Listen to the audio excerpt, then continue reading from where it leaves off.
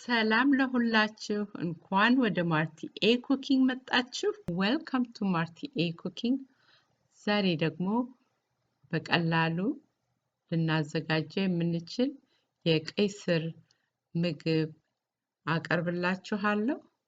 ስራው በጣም ቀላል ነው ግን ለጤናችን ደግሞ በጣም ጠቃሚ ስለሆነ አሁን ቀጥታ ወደ ስራው እንግባ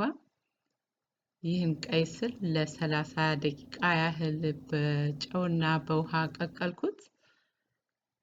አሁን ከቀይ ስሩ ጋር የሚሄዱ ቃሪያ የፈረንጅ ቃሪያዎችም ቀይ ሽንኩርትና አንድ ሎሚ ያስፈልገናል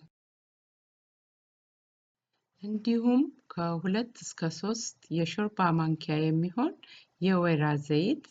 ትንሽ ጨው እና የተፈጨ የቁንዶ በርበሬ እንጠቀማለን እንደምታዩት እንግዲህ ይህን ቀይ ስር ቀቅዬው አንድ 10-15 ደቂቃ አስቀምጫለሁ ትኩስ ነው ያለው ቢቀዘቅዝም መልካም ነው ከከተፍነው በኋላ ግን ማቀዝቀዝም እንችላለን ለመብላት እንደሚመች አድርጌ አነሳንስ አድርጌ እቆርጠዋለሁ ቀይ ስር ለሰውነታችን በጣም ብዙ የተለያዩ ቫይታሚኖች ሚነራል አንቲኦክሲደንት ፋይበር አለው ቀይ ስር የደም ግፊት እንዲቀንስ ይረዳል ለሰውነታችን ኃይል ይሰጠናል ያለ እድሜ እንዳናረጅ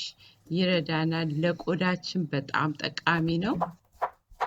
ከነዚህ ከዘረዘርኳቸውም የበለጠ በጣም ብዙ ጥቅም አለው ቀይ ስር ግን አንድ ጊዜ ብቻ በመመገብ ሳይሆን ዘወትር በምግባችን ጋር ቀላቅለን ብንበላ ለሰውነታችን ብዙ ጥቅም ያለው ምግብ ነው አሁን እንደምታዩት ከታትፌ ጨርሻለሁኝ የከታተፉትን ቃሪያውንም ሽንኩርቱንም ዘይቱንም ሁሉን ጨምሬ አንድ ላይ ቀላቅለዋለሁ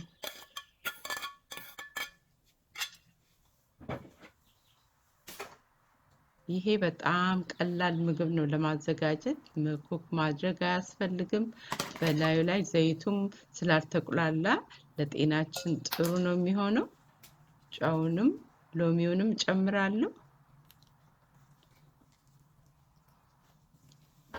የቁንዶ በርበሬውንም ጨምራለሁ አሁን ይሄው ተዘጋጅቷል ማለት ነው ለመብላት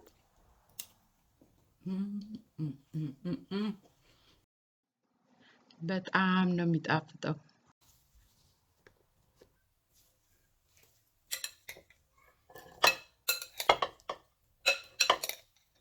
አንድ ቀይ ስሩን ቀደም ብለን ቀቅለን ካስቀመጥነው ለሚቀጥለው ቀንም ቢሆን በቀላሉ ይህን ምግብ ማዘጋጀት እንችላለን ሰብስክራይበሮቼና ተመልካቾቼ በሙሉ ይህን ቪዲዮ ስላያችሁ እያመሰገንኳችሁ ከታች ኮሜንታችሁን አስቀምጡ ለሌሎችም ይህን ቪዲዮ ሼር አድርጉ በሚቀጥለው ቪዲዮ እስከምንገናኝ ድረስ የጤናና መልካም ቀን ይሁንላችሁ